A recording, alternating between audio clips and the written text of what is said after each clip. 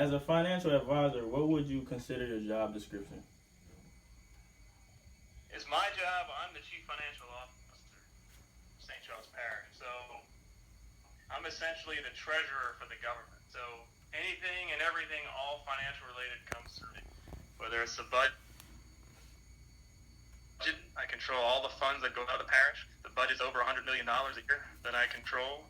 I'm also responsible for the audit each year. So when we're audited, basically telling us how well we did for the whole year, I'm responsible for making sure the books are right.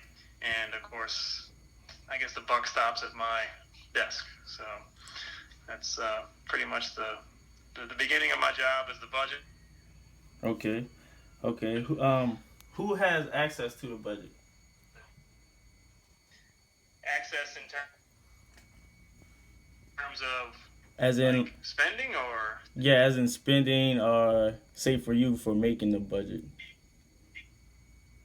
for me, basically the process of our budgets, because since we're a government, we're several departments. You know, you have your roads, you have your recreation department, you have your planning and zoning department, you have several departments. And each department is assigned an individual budget that's approved by me. Okay. So I will allocate certain funds depending on what type of work they do that can be spent in that year. And before they can spend $1, every approval has to come through my office. So somebody in my office, usually in the end it ends up being myself, will have to approve whatever transaction, like say they're buying a car or something for their department.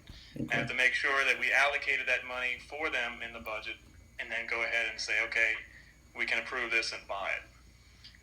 Okay. And say if the budget goes over or under, who would be the most accountable for it? That would fall on me. It would fall on my department. So a lot of times, you know, we're required by the government, by the state, to stay within plus or minus 5%. Any kind of significant changes like that, we have to present it to the board, to our council, and say, hey, we had a hurricane this year, and it caused us to spend an extra $3 or $4 million because of all the damage, and we need you guys to approve me moving the funds from one area to another in order to cover those costs. And that's only happened once since I've been there, and that was in 2008 when we got hit with Hurricane Gustav and Ike. We had to move some money around, so hopefully I won't have that problem anymore, but it can happen. Okay, and the last thing is, like, when dealing with a budget, what kinds of resources do you use to create one? Like, as in Excel? Yeah, we'll use past history, you know, to see. A lot of times we'll look at what they spent last year, and usually over the last 5 years, that's what we like to look at and see their trend. And for government, you usually don't change too much. So you can say, hey, you spent $10,000 last year on office supplies. You should spend $10,000 or around there this year. Now, if they give us some increase and say, hey, we want to spend $30,000, obviously we're going to look at it and say, what the heck's going on here, and tell them, no, you can't do that. Maybe they made an error or something like that. Sometimes you may have items that are one-time purchases. Say, if it's a smaller department that wants a vehicle or something, we'll look at, okay, what's your previous vehicle? Say it's a 1998 Ford F-150 and it's got 250,000 miles on it. Okay, we might need to get you a new truck. So we'll look at stuff like that, but our primary driver would be past history. And for the government, it's a little bit different because our revenue all comes from taxes. Okay. So we have to project what that tax revenue is going to be in the following year. Now, we have a pretty good idea for property taxes because those are set.